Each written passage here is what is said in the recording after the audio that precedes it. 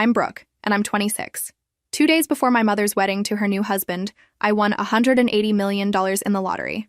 I kept quiet, planning a gift that would change her life. But on the day of the ceremony, I received a text message that changed everything. Daughter, I prefer you don't come. My fiancé thinks you embarrass us. That's when the bank notification came through. Transfer canceled, $22 million.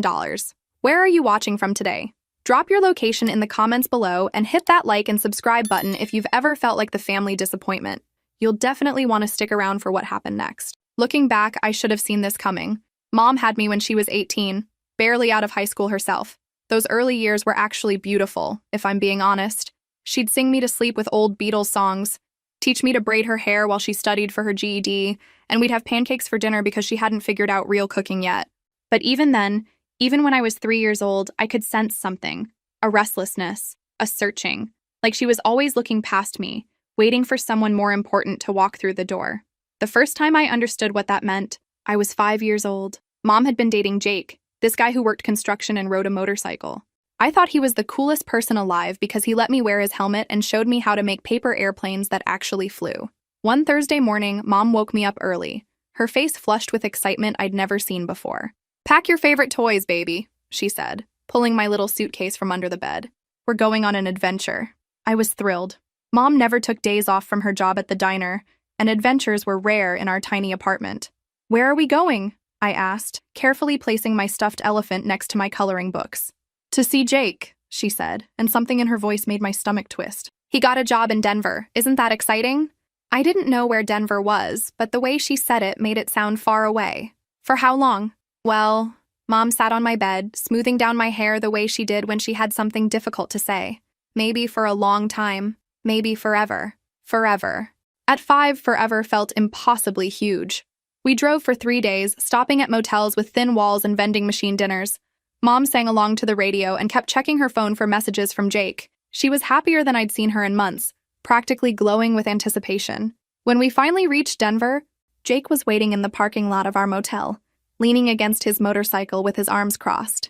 Even from inside the car, I could see he wasn't smiling. Mom killed the engine and turned to me with forced brightness. "Stay here for just a minute, okay? Mommy needs to talk to Jake." I watched through the windshield as they stood 10 feet apart, their conversation growing more animated by the minute. Mom's hands moved frantically as she spoke. Jake shook his head repeatedly. At one point, he glanced toward the car, and the look on his face made me sink lower in my seat. The conversation lasted maybe 5 minutes. When Mom got back in the car, her face was blotchy and her eyes were red. "Change of plans, baby," she said, her voice artificially cheerful. "We're going to visit Grandma instead. Won't that be fun?" She never explained what happened with Jake. Years later, I figured out he'd told her he wasn't ready to be a father figure, that he'd taken the job to start fresh, not to instantly acquire a family. Mom didn't speak the entire 12-hour drive to Grandma's house in Phoenix. She just gripped the steering wheel and stared ahead while tears slipped down her cheeks. And I learned my first lesson about love. When men don't want you around, you disappear. What I didn't understand then was that this was just the beginning. Mom would spend the next 20 years proving that pattern over and over again. Every relationship brought new possibilities, new versions of herself, new places where I might or might not fit. And somehow, no matter how many times it happened, I never stopped hoping that maybe this time would be different. Maybe this time, I'd be worth choosing. By the time I turned 8, I could predict Mom's relationship patterns better than the weather forecast. She'd meet someone new, and suddenly our entire life would reorganize around their interests, their schedule, their dreams. When she dated Marcus, the soccer coach, our weekends became entirely about youth sports tournaments. Not because I played soccer, I was terrible at it and hated running, but because Marcus needed someone to help with equipment and keep stats. Mom would drag me to muddy fields across 3 counties where I'd sit in folding chairs doing homework while she cheered for other people's kids. "Isn't this exciting, Brooke?" she'd say, bouncing on her toes as Marcus shouted instructions at a group of 10-year-olds. "Marcus thinks I have a real eye for talent." I'd look up from my math problems at the chaos on the field. "Can we go home now?" "After the next game, baby. Marcus really needs my help here." The next game always led to another game, then team dinners at pizza places where I'd sit quietly, while the other parents discussed strategy and scholarships. Mom would laugh louder than anyone, her hand constantly on Marcus's arm, performing happiness so intensely it exhausted me to watch. When Marcus got offered a coaching position in college 3 states away, he asked Mom to come with him. Not us. Just her. I found out about the offer when I walked into the kitchen and saw Mom pacing in circles, phone pressed to her ear, speaking in hushed, urgent tones. "But what about Brooke?" she whispered. "I can't just—" "She's only 8, Marcus." I froze behind the doorway, my heart hammering. I know you didn't sign up to be a father," Mom continued. "But maybe we could, I don't know, figure something out? Summer visits?" The conversation ended with Mom promising to think about it and call him back. She never mentioned Marcus again after that day, and I never asked what happened. But I knew. I'd heard the defeat in her voice the moment she realized she'd have to choose. For once, she chose me, and somehow, that felt worse than being left behind. Dr. Stevens, the pediatric surgeon, came next when I was 10. Suddenly, our cramped apartment was filled with medical journals, and Mom started using words like humanitarian crisis and global health initiatives. She'd practice pronunciation of places like Bangladesh and Somalia while making dinner, her eyes bright with purpose. "Dr. Stevens is doing incredible work," she'd tell anyone who'd listen. "He's saving children's lives in places where they have no other hope. Can you imagine how meaningful that must be?" I could imagine it, actually. What I couldn't imagine was why that meaning never seemed to extend to the child sitting right in front of her. When Dr. Stevens got approved for a 6-month mission in Somalia, Mom spent weeks researching vaccination requirements and buying specialized luggage. She showed me pictures of the clinic where they'd be working, talking about the children they'd help. "You'll stay with Grandma," she explained, as if spending half a year with a woman I barely knew was a minor detail. "It'll be an adventure for you, too. Why can't I come with you?" Mom's face softened with what she probably thought was kindness. "Oh, baby, it's not safe for children there. And Dr. Stevens needs to focus on his work. This is really important. More important." She didn't say it, but we both understood. The night before she left, Mom sat on my bed and brushed my hair, something she hadn't done in months. "You understand why I have to go, don't you?" she asked. "This is a chance to be part of something bigger than ourselves." I was 10, but I wasn't stupid. I understood perfectly. Her life with me was small, ordinary, not worth choosing when something bigger came along. "Will you write to me?" I asked. "Of course, baby." Every week. She wrote exactly twice in 6 months. Both letters were mostly about the fascinating medical cases and the important work being done. She mentioned missing me once at the very end of the second letter, almost like an afterthought. When she came back, she was different. Tan and confident, full of stories about her meaningful work abroad. She'd found purpose, direction, a version of herself that I'd never seen before. "You grew up so much while I was gone," she said, hugging me at the airport, and I had. 6 months with Grandma had taught me to do my own laundry, make my own breakfast, and most importantly, to stop waiting for someone else to take care of me. Mom spent weeks readjusting to life back home, complaining about how mundane everything felt after the intensity of medical missions. She'd stare out our kitchen window with the same restless expression I remembered from my earliest childhood. Within a month, she was online, researching Dr. Stevens' next assignment. Because that's what love looked like to her, following someone else's dreams to places where you might matter. And me? I was learning to understand that being chosen meant being easy to leave behind. By the time I turned 15, I'd mastered the art of raising myself. Mom's pattern had become so predictable I could set my watch by it. Meet someone, reinvent herself around their life, disappear emotionally if not physically, then act surprised when the relationship ended because she'd lost herself completely in someone else. The weird thing was, I still loved her. Even when she'd forgotten to show up for my school plays or missed my birthday because she was helping her boyfriend of the moment move apartments, I'd make excuses for her. Mom's just passionate about love, I'd tell myself. Like that was a noble character trait instead of a devastating inability to prioritize her own daughter. Richard Campbell entered our lives when I was 24 2 years ago. Unlike her previous boyfriends, Richard wasn't just successful. He was seriously wealthy. Corporate executive type. The kind who wore suits that probably cost more than our monthly rent and checked his phone during conversations like whatever was on that screen mattered more than the human being in front of him. Mom met him at the coffee shop where she'd been working since her latest career reinvention. She'd decided to become a barista because some guy she'd dated briefly was really into coffee culture. That relationship lasted 6 weeks. Her job lasted 2 years, right up until Richard decided her working wasn't necessary anymore. The first time she brought him to dinner at our tiny apartment, I knew we were in trouble. Richard walked through our front door like he was touring a museum of poverty, taking in our secondhand furniture and mismatched dishes with barely concealed distaste. "Charming place," he said, which in rich person speak means absolutely horrifying, but I'm too polite to say so. Mom practically vibrated with nervous energy, rushing around trying to make our space look more impressive. She'd borrowed good wine glasses from our neighbor and hidden all our generic brand groceries in the back of cabinets, as if Richard might open our refrigerator and judge us for buying store-brand ketchup. Brooke's been living on her own since she was 18, Mom explained, like my independence was something she'd intentionally cultivated rather than something I'd developed out of necessity. She's incredibly self-sufficient. Richard's eyes lingered on my work uniform. I was managing a small marketing firm at the time, making decent money but nothing glamorous. That's admirable, he said in a tone that suggested the exact opposite. Not everyone can handle college debt and entry-level positions. I hadn't mentioned college debt. Mom must have told him about my student loans during one of their getting-to-know-you conversations, presenting my financial struggles as casual dinner conversation. Actually, I said, keeping my voice pleasant, I paid off my loans last year, and I've been promoted twice since graduation. Richard raised his eyebrows like this was mildly surprising information. Well, good for you. It's important to have realistic expectations about career advancement. The condescension was so thick I could have spread it on toast. But Mom just smiled and nodded like he'd paid me some kind of compliment. That dinner lasted 3 excruciating hours, during which Richard corrected my pronunciation of finance. Apparently I was saying it wrong. Suggested I might benefit from taking some business courses, despite my business degree, and asked if I'd ever considered expanding my skill set to make myself more marketable. After he left, Mom followed me to the kitchen where I was aggressively washing dishes. "Isn't he wonderful?" she gushed. "So sophisticated, so successful. He really knows how to make something of himself." I scrubbed a plate hard enough to wear off the pattern. "He's certainly confident." "Richard thinks you have potential," she continued, completely missing my tone. "He mentioned he might be able to help you network, introduce you to people who could advance your career." Of course he did. Because nothing said romance like treating your girlfriend's daughter like a charity case. "I'm doing fine on my own, Mom." "I know you are, baby. But Richard has connections you couldn't even imagine.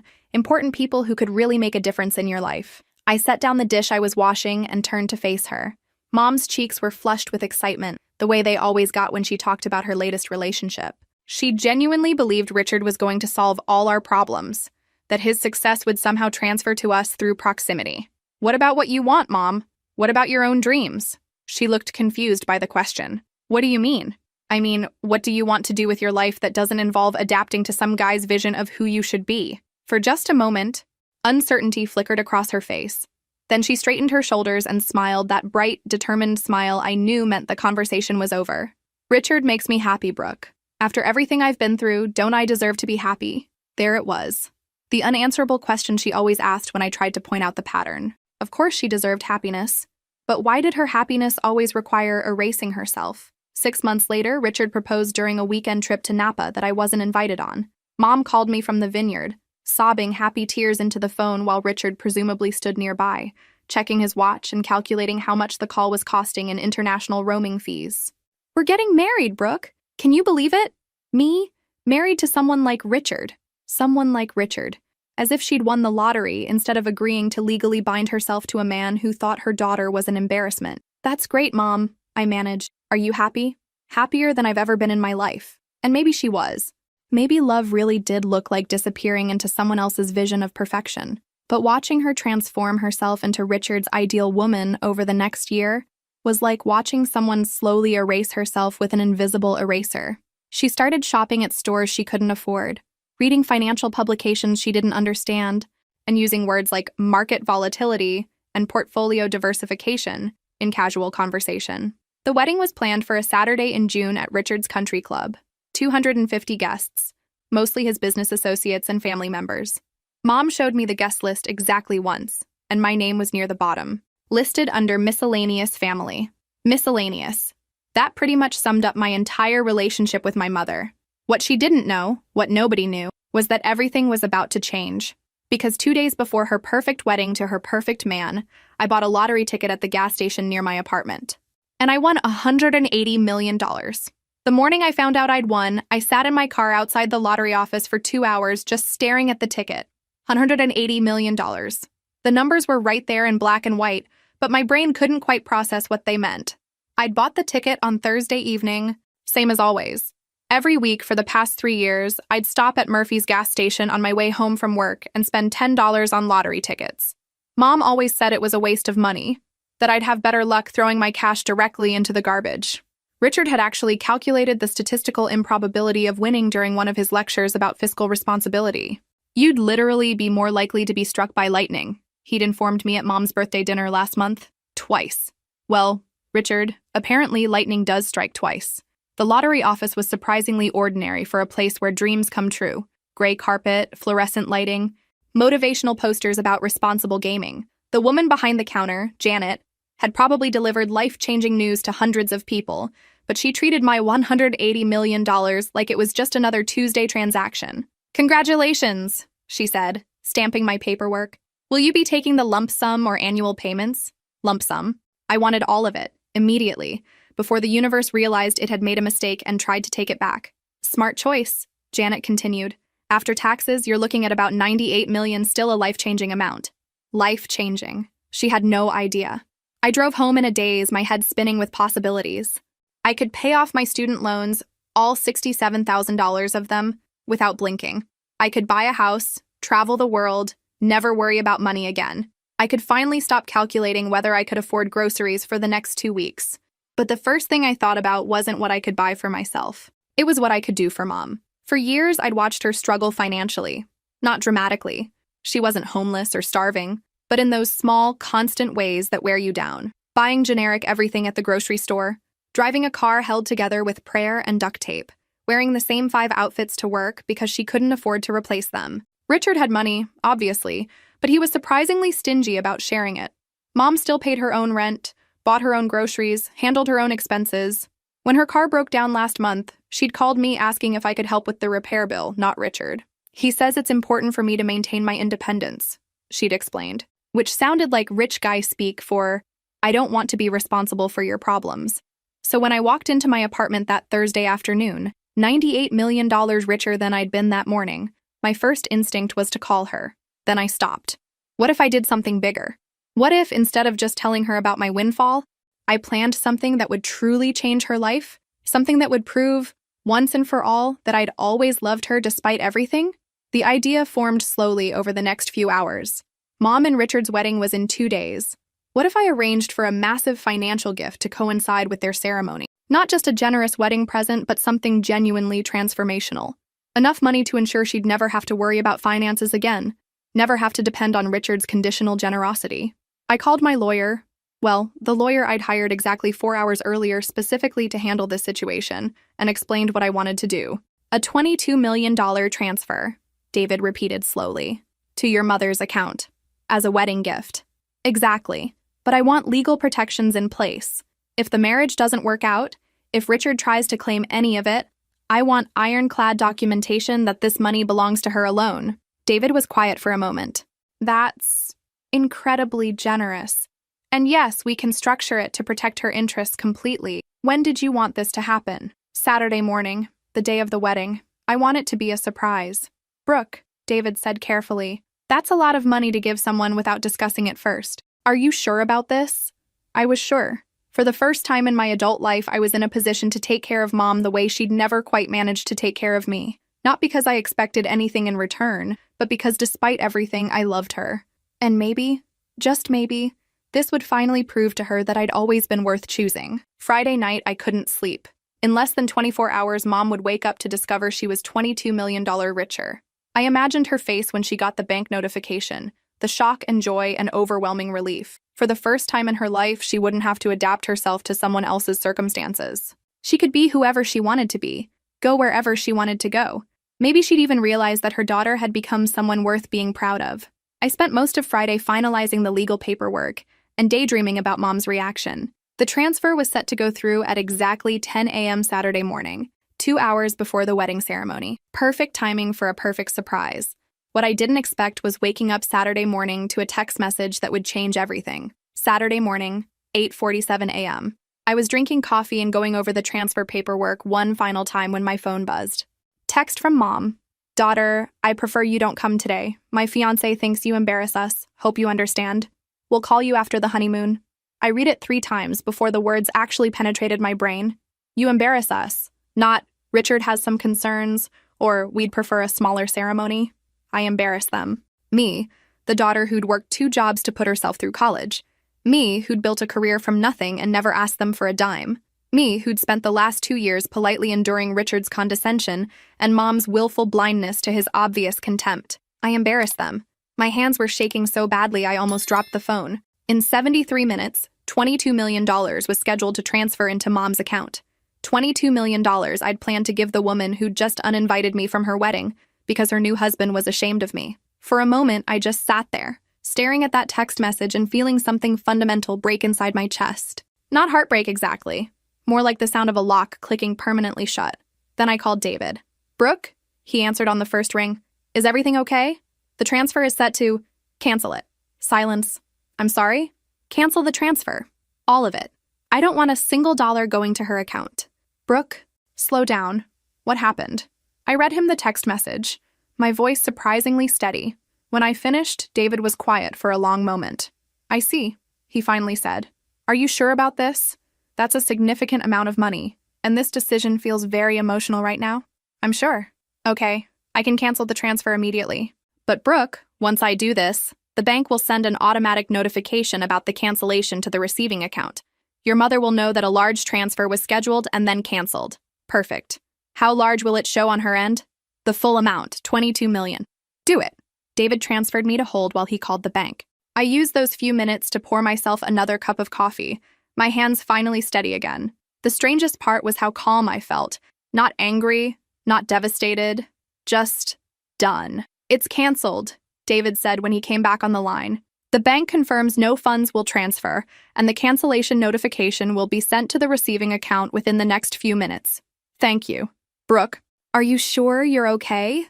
I looked around my apartment, my tiny, humble, embarrassing apartment that I'd worked so hard to afford. "I'm better than okay, David. I'm free." We hung up, and I sat back down at my kitchen table to wait. The call came at 9:23 a.m. "Brooke?" Mom's voice was so loud I had to hold the phone away from my ear. "What is this? What is this bank notification? It says a transfer was canceled for $22 million. $22 million. I took a sip of my coffee. "I can hear you, Mom. You don't have to yell. Don't you dare act casual with me right now. Where did this money come from? What transfer? Why was my name on it?" "It was a wedding gift," I said simply. "I won the lottery. I was going to give you $22 million as a surprise for your big day." The silence on the other end was so complete I thought we'd been disconnected. You won the lottery?" Her voice was barely a whisper now. "Thursday, $180 million total. I wanted to share it with you. I thought maybe if you never had to worry about money again, you could finally be yourself instead of whoever Richard wants you to be." Oh my God. Oh my God, Brooke, this is incredible. This changes everything. I can't believe $22 million? Could have been, I corrected. But then I got your text message this morning. Another silence. Longer this time. What text message? Really? She was going to pretend she didn't remember? The one where you uninvited me from your wedding because I embarrass you and Richard. Brooke, her voice trailed off. I didn't mean. You did mean it, Mom. You meant every word. And you know what? You were right to send it. It saved me from making a $22 million mistake. Baby, please. You don't understand. The pressure I'm under today. The stress of the wedding. Richard has very particular ideas about how things should go. And I just thought, you thought I was an embarrassment. You were probably right about that too. I don't fit into Richard's world, and I don't want to. I'm not sophisticated enough, not polished enough, not worth the risk of having around when he's trying to impress his friends. That's not true, isn't it? I stood up and walked to my window, looking out at the city below. When's the last time you defended me to him, Mom? When's the last time you told him I was worth something? No answer. I thought so. Well, here's the thing about that $22 million. It's gone. You made your choice this morning when you sent that text. You chose Richard over me, just like you've chosen every man over me for the past 20 years. And for the first time in my life, I'm choosing myself over you. Brooke, wait. Don't hang up. We can fix this. I can call Richard, explain everything. You can still come to the wedding. Everything can be like it was before. No, I said quietly. It really can't. I hung up the phone and turned off the ringer. Then I ordered Chinese takeout, put on my most comfortable pajamas, and spent my mother's wedding day binge-watching Netflix with $98 million in the bank and absolutely zero regrets. The pounding on my apartment door started at 2:17 p.m., right in the middle of the ceremony that I supposedly wasn't sophisticated enough to attend. I paused my Netflix show and listened. The knocking was frantic, desperate. Definitely not my elderly neighbor asking to borrow milk. Through the peephole, I could see Mom still in her wedding dress, makeup streaked down her face, hair half fallen from its elaborate updo. She looked like she'd run straight from the altar to my apartment building, which apparently she had. "Brooke?" Her voice was muffled but clearly panicked. "Brooke, please open the door. I know you're in there. We need to talk." I sat back down on my couch. We really don't. Baby, please, I made a mistake, a terrible mistake. Let me in and we can fix this. Can't fix it from out there? The knocking stopped. I could hear her crying through the thin door, gulping sobs that might have broken my heart 6 hours ago. Now they just sounded like an expensive performance. "I left," she said finally. "I left the wedding. I walked out on Richard and 250 guests because I realized what I'd done. You're more important than any of this." I muted the TV and walked closer to the door. "Are you saying that because you love me? Or because I won 180 million? Silence. "That's what I thought. Brooke, that's not fair. You're my daughter. Of course you matter more than money. Do I? Because this morning you uninvited me from your wedding to protect your fiancé's image. But now that you know I'm rich, suddenly I matter again. Funny how that works." Through the peephole, I could see her lean against the hallway wall, her expensive dress wrinkled and stained. "I was scared," she whispered. "Richard has such high standards, and I wanted everything to be perfect. I thought if you weren't there, if it was just his friends and family, maybe he'd finally see me as worthy of his world. And where does that leave me in your world? Mom, you're everything in my world. You always have been." I laughed, surprising myself with how bitter it sounded. "Really? Because my entire childhood suggests otherwise. How many times did you leave me behind for some guy? How many times did you choose their dreams over my needs? That's different. I was young. I was trying to build a life for us. You were trying to build a life for you. I just happened to be along for the ride until someone better came along." The crying got louder, more dramatic. In the past, those tears would have brought me running, desperate to fix whatever was wrong, to prove my love by sacrificing my own needs. But sitting in my apartment with 98 million in the bank and nowhere I had to be, I felt something I'd never experienced before. Complete indifference to her emotional manipulation. "Brooke, please. I chose you. I left Richard standing at the altar because I chose you." "No," I said, settling back onto my couch. "You chose 22 million. If I'd won $50 instead of 50 million, you'd still be at that country club cutting cake and making small talk about market volatility." "That's not true." "Prove it." Another silence. Longer this time. "What do you mean?" "I mean, prove that you left because you love me, not because you want my money. Prove that your choice has nothing to do with the lottery." Through the door, I could hear her shifting around, probably trying to find a comfortable position in that ridiculous dress. "How do I prove something like that?" "Go back." "What?" "Go back to your wedding. Marry Richard. Tell him you had a panic attack or wedding jitters or whatever rich people call it when they temporarily lose their minds. Finish what you started. But what about us? What about fixing our relationship? If you really want to fix our relationship, Mom, you'll do it because you love me, not because I can afford to pay for your mistakes. Go back to Richard. Live your life. Make your choices. And maybe someday we can figure out if there's anything real left between us." The hallway was quiet for several minutes. Then I heard footsteps walking away. An hour later, my phone buzzed with a text from Richard's cousin, whom I'd met exactly once. "Your mother made it back. Told everyone she had a panic attack, but she's fine now. Ceremony resuming in 10 minutes. So she went back. She chose Richard after all, just like I knew she would." I spent the rest of the evening in my embarrassingly small apartment, eating Chinese food out of cardboard containers and thinking about how much everything had changed in 24 hours. This morning, I'd been a broke marketing manager whose mother was ashamed of her. Tonight, I was worth 98 million and my mother was legally bound to a man who thought I was an embarrassment. Funny how winning the lottery hadn't changed the important things at all. My phone rang around 11 p.m. Mom, probably calling from her wedding night hotel room while her new husband showered off the stress of the day. I didn't answer. Some choices, once made, can't be undone, and some relationships, once broken, aren't worth the cost of repair.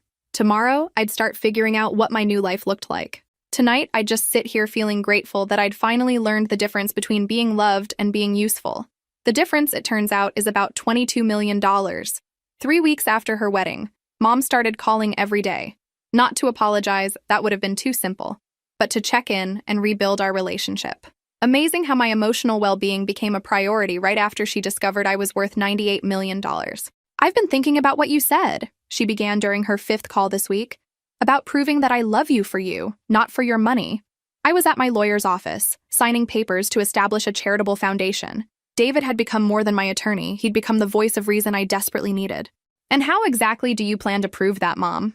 Well, I was thinking we could start having regular dinners again. Just us. Like we used to. Like we used to. When exactly was that? I couldn't remember a single period in my life when Mom and I had regular mother-daughter dinners without some boyfriend hovering in the background, dictating the conversation. That sounds nice, I said, watching David organize documents. But I'm pretty busy these days. Busy with what? Brooke, honey, you don't need to work anymore. You could quit your job, travel, enjoy your life. There it was. She'd been thinking about my money, calculating what my new lifestyle should look like, probably discussing it with Richard, who'd no doubt have opinions about proper wealth management. Actually, I like my job, but surely you can take some time off. Maybe we could plan a trip together. I've always wanted to see Europe. I almost laughed. Mom had wanted to see Europe when she was dating Marcus, the soccer coach, too, and when she was with Dr. Stevens, and probably with half a dozen other men who'd promised to show her the world. The difference was, now she thought I could pay for it. Mom, can I ask you something? Of course, baby. In the 3 weeks since your wedding, how many times have you fought with Richard about me? Silence. Because I'm guessing he's not thrilled about his new wife having a millionaire daughter who embarrasses them at social events. Richard is adjusting to the news. Adjusting. Right. What did he say when you told him you'd left the wedding to chase after me? Another pause. He was confused, hurt. He didn't understand why I would abandon our special day for a family drama. Family drama. That's what my mother's love for me had become in Richard's vocabulary. And she'd adopted his language without even realizing it. And what did you tell him? I explained that you were upset about not being invited, and that I felt guilty about the misunderstanding. Misunderstanding. Not, I made a terrible mistake, or I chose a man over my daughter again. A misunderstanding. So you didn't tell him you'd realized you were wrong to prioritize his comfort over your relationship with me? Brooke, it's more complicated than that. Richard has a certain position in society, and I'm still an embarrassment. That's not what I said. It's what you meant. Mom, here's the thing. I don't care about Richard's position in society. I don't care about his country club friends or his business associates or his opinion of my career or my apartment or my life. What I care about is that my mother chose his approval over her daughter's presence on the most important day of her life. I was trying to protect our future, she said quietly. If Richard was unhappy, if the marriage got off to a bad start because of family conflict, then you'd blame me for ruining your relationship. Just like you've blamed me for every failed relationship since I was 5 years old. That hit home. I could hear her sharp intake of breath through the phone. I never blamed you for my relationship's ending. Really? Because I distinctly remember you telling me that Jake might have stayed if I'd been easier to handle. And Marcus said I was too demanding when I asked for help with homework during his tournaments. And Dr. Stevens specifically mentioned that children complicate international assignments. Those were different situations. Were they? Or is this the same pattern we've been dancing for 20 years? With the only difference being that now I have enough money to walk away from it? The silence stretched for a full minute. Finally, Mom spoke, her voice smaller than I'd heard in years. What do you want from me, Brooke? How do I fix this? It was the right question, but about 20 years too late. I don't want anything from you, Mom.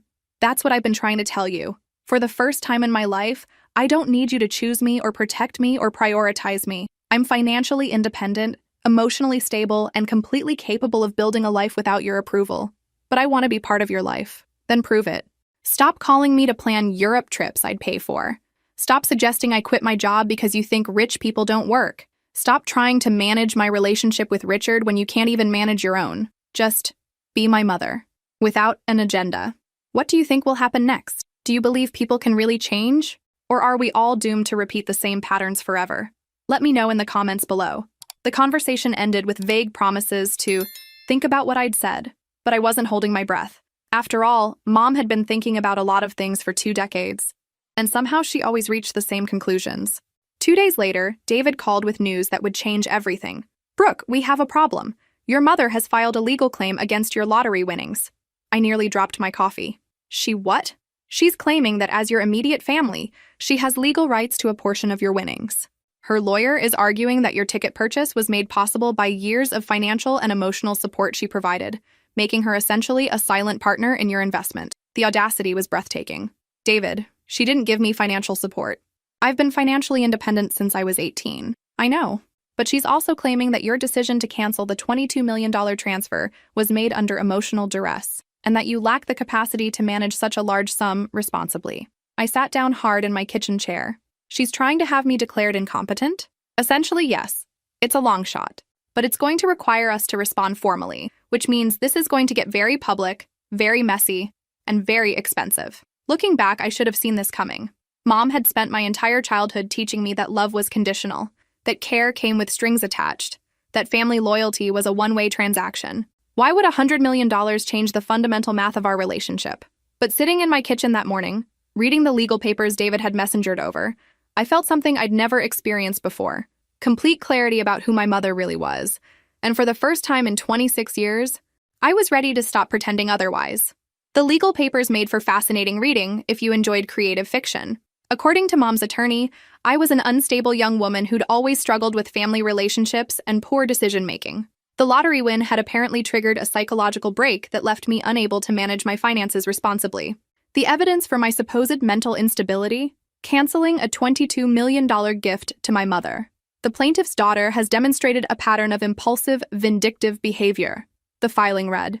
Her decision to cancel a substantial financial transfer on the morning of the plaintiff's wedding ceremony indicates severe emotional dysfunction and potential financial self-harm. I had to admire the spin. In Mom's version of events, her text message uninviting me from her wedding was a minor miscommunication between stressed family members.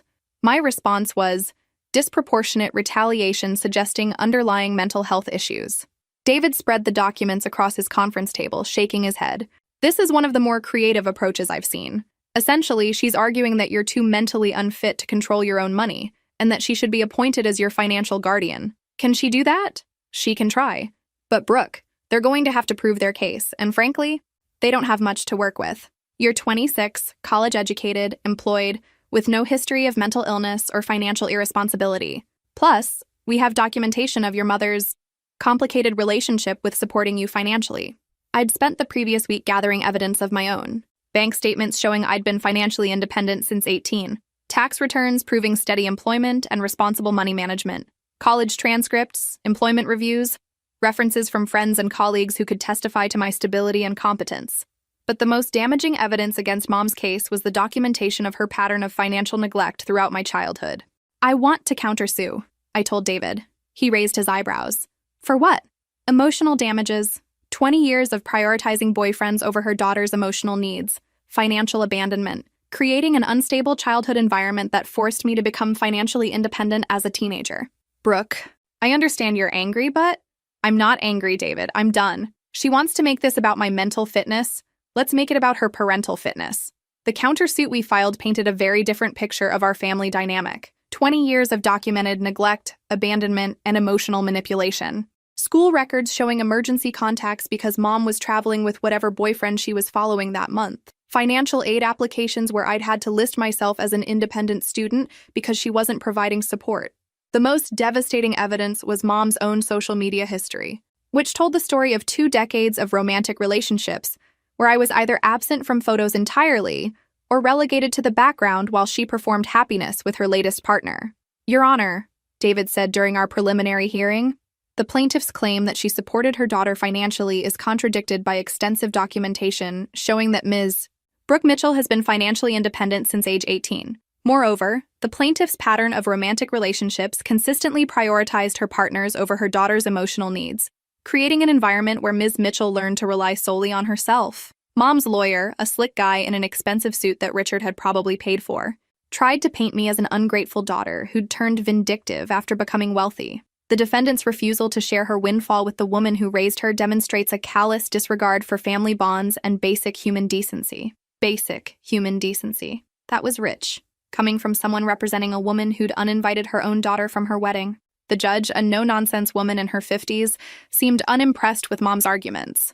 Counsel, are you arguing that winning the lottery creates an obligation to share those winnings with family members? We're arguing that the defendant's decision-making process was compromised by emotional instability, and that her refusal to honor her original intention to gift money to her mother indicates poor judgment. Her original intention was to gift money to her mother as a wedding present, the judge noted, flipping through our filings. According to these documents, the mother then sent a text message uninviting her daughter from the wedding ceremony. Is that correct? Mom's lawyer shifted uncomfortably.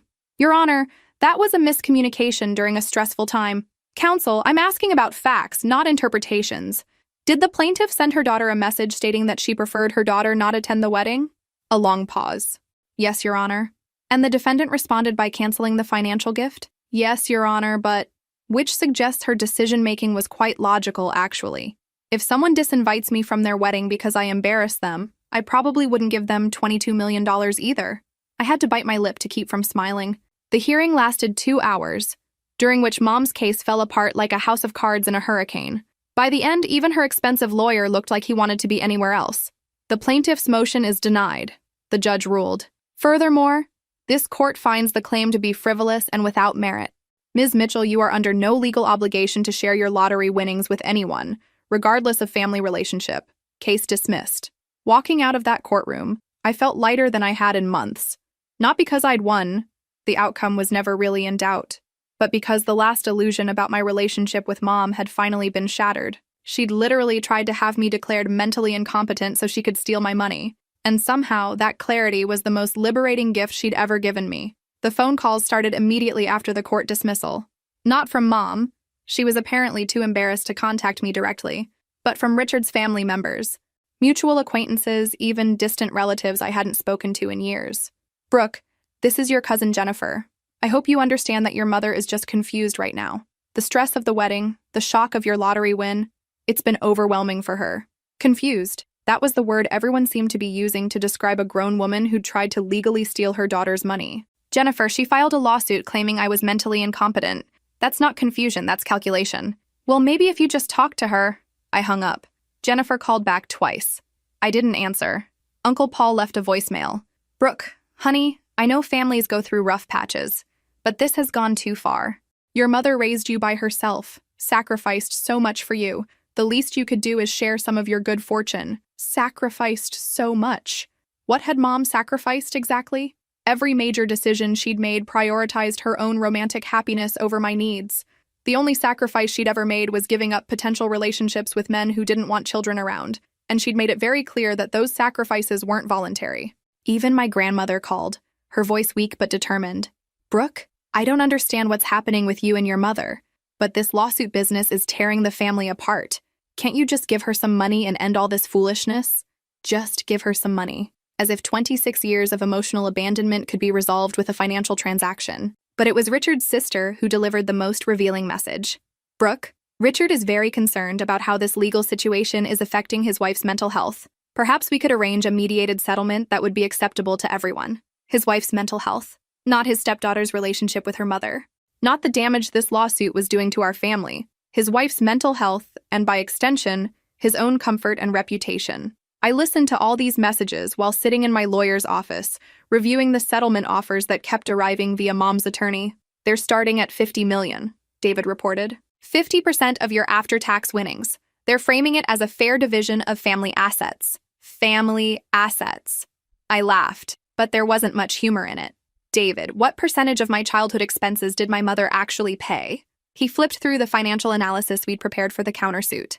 Based on your school records, living arrangements, and documented support, roughly 60%. You were financially responsible for yourself starting around age 16. So she wants 50% of money I won as an adult, after paying for 40% of my childhood. The math is not in her favor. No. The offers kept coming down. 40 million, 30, 20.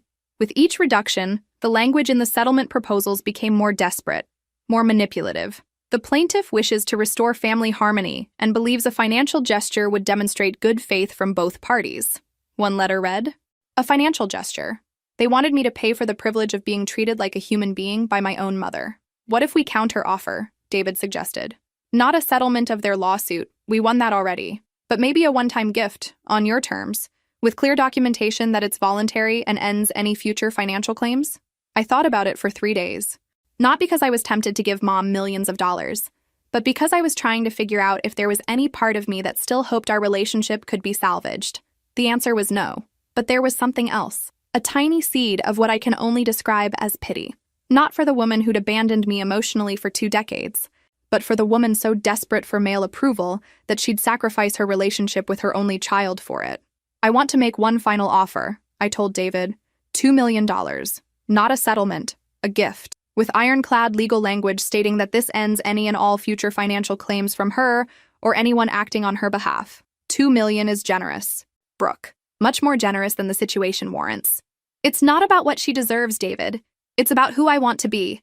I don't want to be someone who could help and chose not to, even if the person needing help has treated me terribly. The papers were drawn up within a week. $2 million? Transferred directly to an account in Mom's name only, with legal protections ensuring Richard couldn't touch it. The agreement included language stating that this was a final, voluntary gift that ended all financial obligations between us. She has 48 hours to accept or reject the offer, David explained. If she rejects it or tries to negotiate, the offer is permanently withdrawn. Mom accepted within 6 hours. The transfer went through on a Friday afternoon. I got the bank confirmation at 3:47 p.m., $2 million, successfully deposited into Linda Mitchell Campbell's account. I felt exactly nothing. That night, I called my travel agent and booked a flight to Portugal, a country I'd dreamed of visiting since college but could never afford. One-way ticket, leaving in 2 weeks. How long will you be staying? She asked. I don't know yet. Maybe forever. For the first time in my adult life, I was free to go anywhere, be anyone, start over completely. No family obligations, no guilt, no one else's needs to consider before my own. The woman who'd taught me that love was conditional and approval had to be earned had finally set me free, even if that hadn't been her intention. And for that, $2 million seemed like a bargain. Portugal was supposed to be a vacation. 3 weeks in Lisbon, maybe a trip to Porto. Some time to think about what I wanted to do with the rest of my life now that money wasn't a concern. I booked a beautiful apartment in the Alfama district, with views of red tile roofs and the Tagus River. What I didn't expect was to fall completely in love with the country. There's something about Lisbon that gets into your soul. The way the light hits the pastel buildings at sunset, turning everything golden and magical. The sound of fado music drifting from tiny restaurants tucked into narrow cobblestone streets. The warmth of people who'd lived through dictatorship and revolution and emerged with this incredible appreciation for simple pleasures. Good food, strong wine, time with family that actually meant something. I extended my trip twice, then started looking at real estate. The apartment I bought was in a restored 18th century building with original tile work and a terrace overlooking the city. 3 bedrooms, which seemed excessive for one person, but I had plans. I wanted space for an office where I could work on the travel blog I'd started, space for guests who might actually want to visit me, space to become whoever I was meant to be when I wasn't constantly managing someone else's emotional crisis. The process of buying property in Portugal as an American was complicated but not impossible, especially when you had lawyers and money to smooth the way. Within 6 months, I was a legal resident with a beautiful home and a growing network of friends who knew me as Brooke, the American writer, not Brooke, the lottery winner with family drama. I kept my phone number but changed my address with everyone except David and my bank. No forwarding information for family members, no way for Mom or Richard or anyone from my old life to show up at my door with new demands or manipulations. The freedom was intoxicating. I woke up when I wanted, ate what I craved, spent my days exploring museums and markets and beaches along the coast. I learned basic Portuguese, took cooking classes, joined a hiking group that met every Saturday to explore different regions of the country. For the first time in my adult life, my relationships were reciprocal. When my friend Anna invited me for dinner, it was because she enjoyed my company, not because she needed something. When Carlos, the guy who owned the bakery down the street, saved me the last pastéis de nata, it was kindness without agenda. 3 months into my new life, I got an email from Jennifer, my cousin back home. Brooke, I hope you're doing well wherever you are. I wanted you to know that your mom and Richard are having some problems. The money you gave her has caused a lot of tension in their marriage. Apparently Richard feels like she went behind his back by accepting it, and she's frustrated that he thinks he should have a say in how she spends her money. They're in counseling, but it's not going well. I thought you should know. In case you wanted to reach out. I read the email twice, then deleted it without responding. Mom's marriage problems weren't my responsibility anymore. The money I'd given her was meant to provide financial security, nothing more. If she and Richard couldn't navigate the emotional implications of that gift, it wasn't my job to fix it. A week later, another email from a different relative. Your mother really misses you, Brooke. I know you're angry, but holding grudges isn't healthy. Family is family. Family is family. The rallying cry of people who'd enabled dysfunction for years rather than address it. I started an auto-reply message. Thank you for your concern. I'm doing very well in my new life. Please don't contact me about family matters. as I'm no longer available for those discussions. The emails stopped after that. 6 months in Portugal became a year. I published my travel blog as a book, started a consulting business helping Americans navigate international relocations, and bought a small vineyard in the Douro Valley as an investment and a creative project. I dated a few people. A Portuguese architect who was brilliant and kind but ultimately wanted different things, a British expat who was lovely but too recently divorced to be serious about anyone. Nothing dramatic or complicated, just normal adult relationships that ended amicably when we realized we weren't compatible. It was revolutionary. This idea that relationships could end without trauma or manipulation, or someone being branded the villain. On the first anniversary of my arrival in Portugal, I was sitting on my terrace with a glass of wine, watching the sunset paint Lisbon in shades of gold and pink, when my phone rang. Unknown international number. Probably spam, but something made me answer. Brooke? Mom's voice was smaller than I remembered, tentative in a way that sounded genuinely uncertain rather than manipulative. Hello, Mom. I didn't know if you'd answer. I wasn't even sure this number still worked. It works. How did you get it? I hired a private investigator. I know that sounds terrible, but I needed to know if you were okay. You just disappeared, and no one would tell me where you'd gone. I took a sip of wine and watched a couple walking hand in hand down the street below. I'm fine, Mom. Better than fine, actually. Are you coming home? This is home now. A long pause. Brooke, I know I made mistakes. Terrible mistakes. The lawsuit was Richard's idea, but I went along with it, and that was wrong. I've been in therapy, trying to understand why I keep making the same choices over and over. That's good. Mom, everyone can benefit from therapy. Richard and I are getting divorced. I felt nothing. No satisfaction, no vindication, no sadness. Just a mild interest like hearing about the weather in a place you'd never visit. I'm sorry to hear that. Are you? Because I left him, Brooke. I finally chose differently. I chose myself, and by extension, I chose you. Doesn't that count for something? It was the right question. But about 15 years too late. Mom, I'm glad you're making healthier choices. But you didn't choose me when it mattered. You chose me when your marriage became inconvenient, which isn't the same thing. So that's it? You're never coming home? Never speaking to me again? I looked out at the city I'd grown to love, at the life I'd built from nothing, at the peace I'd found when I'd stopped trying to earn love that was never really available. I don't know, Mom. Maybe someday we'll have a different conversation, but right now, I'm exactly where I need to be. After we hung up, I sat on my terrace until the stars came out, thinking about patterns and choices, and the difference between loving someone and being available for their dysfunction. Mom was finally in therapy, finally questioning the choices she'd made for 26 years. That was progress, even if it was 20 years overdue. But her journey toward emotional health wasn't mine to manage anymore. I'd spent enough time trying to love someone into making better choices. Now, finally, I was choosing myself. The second year in Portugal brought unexpected clarity about what I'd actually escaped when I left America. It wasn't just Mom's dysfunction. It was an entire ecosystem of people who'd normalized emotional manipulation as family loyalty. I realized this when my grandmother died and I flew back for the funeral. The church was full of relatives I hadn't seen in 2 years, all of whom seemed shocked by my appearance. I'd lost weight in Portugal, not from stress, but from hiking and swimming and eating fresh food instead of convenience meals. My hair was longer, my skin was tanned, and I carried myself differently, like someone who'd never had to apologize for taking up space. Brooke! Aunt Linda grabbed my arm as I walked into the church. You look so different. Are you okay? I'm great, actually, really great. She studied my face like she was searching for signs of the person she remembered, the anxious young woman who'd spent every family gathering managing other people's emotions. We've all been so worried about you, disappearing like that. Your mother has been heartbroken. I looked across the church to where Mom sat in the front pew, dressed in black, accepting condolences from a steady stream of visitors. She looked older, thinner, and genuinely sad about losing her mother, but she also looked smaller somehow. Like someone who'd spent the past 2 years learning uncomfortable truths about herself. She looks like she's managing, I said. Brooke, this coldness isn't like you. Grandma always said you had the biggest heart in the family. There it was. The subtle accusation disguised as a compliment. The implication that I'd become someone cruel by refusing to absorb other people's dysfunction. I still have a big heart, Aunt Linda. I just don't use it to enable people anymore. The funeral service was beautiful. Grandma had lived to 93. Had seen her children and grandchildren grow up, had died peacefully in her sleep. If you had to go, it was the way to do it. During the reception, I found myself in conversation with cousins and family friends who peppered me with questions about my mysterious disappearance and hermit lifestyle in Europe. The assumption seemed to be that I'd run away from life rather than toward something better. "So, what do you do all day?" my cousin Mark asked. "Just travel around drinking wine?"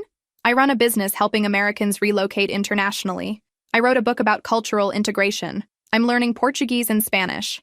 I volunteer at a literacy program for immigrants." He looked confused, like this information didn't fit his mental image of me as a broken person hiding from reality. "But don't you miss home? Miss your family?"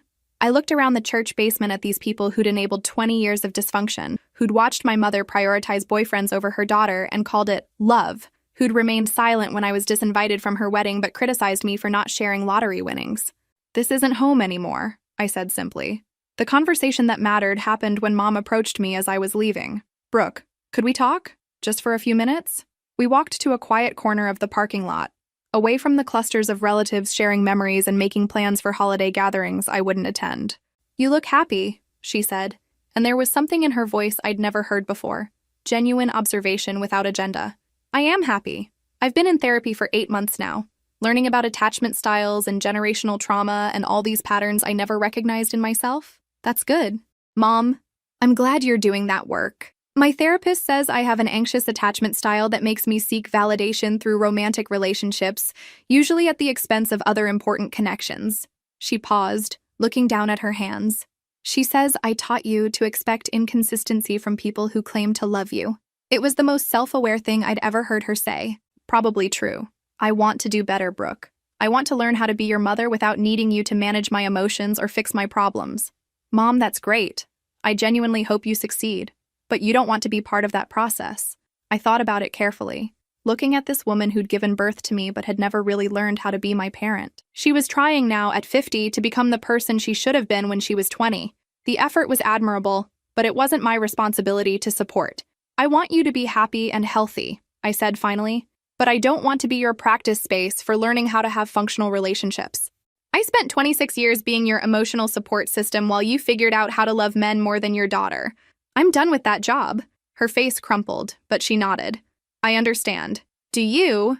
Because understanding and accepting are different things." "I accept it," she said quietly. "I don't like it, but I accept it. You have the right to protect yourself from people who've hurt you, even if one of those people is me." We stood in the parking lot for another few minutes, two women who shared DNA but had never really known each other as people. There was sadness in it, but not regret. Some relationships are too damaged to repair, and acknowledging that truth can be its own form of healing. "I love you, Brooke. I know I never showed it properly, but I do love you. I know you do, Mom, in the only way you knew how." I flew back to Portugal the next day, carrying with it a sense of completion I hadn't expected. Mom was finally doing the work she should have done decades ago. It was too late to repair our relationship, but it wasn't too late for her to become the person she was meant to be.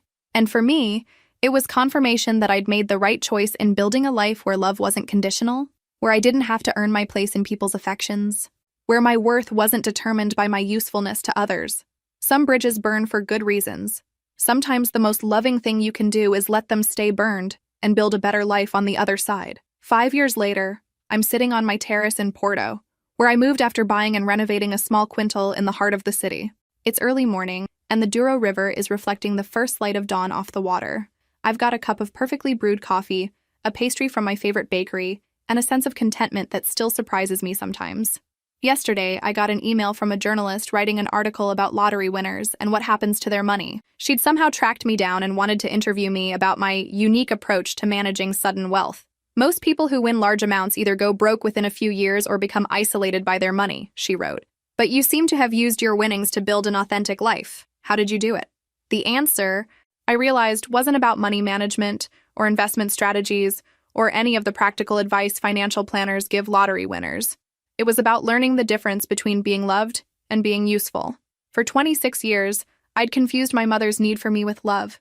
Every time she came back from following some boyfriend to a new city, every time she called in crisis, every time she needed emotional or financial support, I interpreted that need as proof that I mattered to her.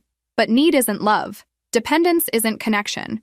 And being someone's emotional dumping ground isn't the same as being their beloved daughter. The lottery didn't teach me that lesson. It just gave me enough resources to act on what I'd always known, but been afraid to acknowledge. I've built a good life here. My consulting business helps 20 to 30 Americans each year navigate the complex process of relocating to Europe. My book about cultural integration has been translated into 4 languages. I own 3 properties now: my home in Porto, a small apartment in Lisbon that I rent out, and that vineyard in the Douro Valley that's actually turning a profit. But the real wealth isn't financial. It's the relationships I've built with people who like me for who I am, not what I can provide. It's the freedom to make choices based on my own values rather than other people's expectations. It's waking up every morning in a place I chose because it makes me happy, not because someone else needed me to be there. I date occasionally. There's a Portuguese winemaker named Miguel who makes me laugh and cooks incredible seafood dinners and doesn't care that I won the lottery because he's never heard of American lottery systems and thinks they sound unnecessarily complicated. We've been seeing each other for 8 months now.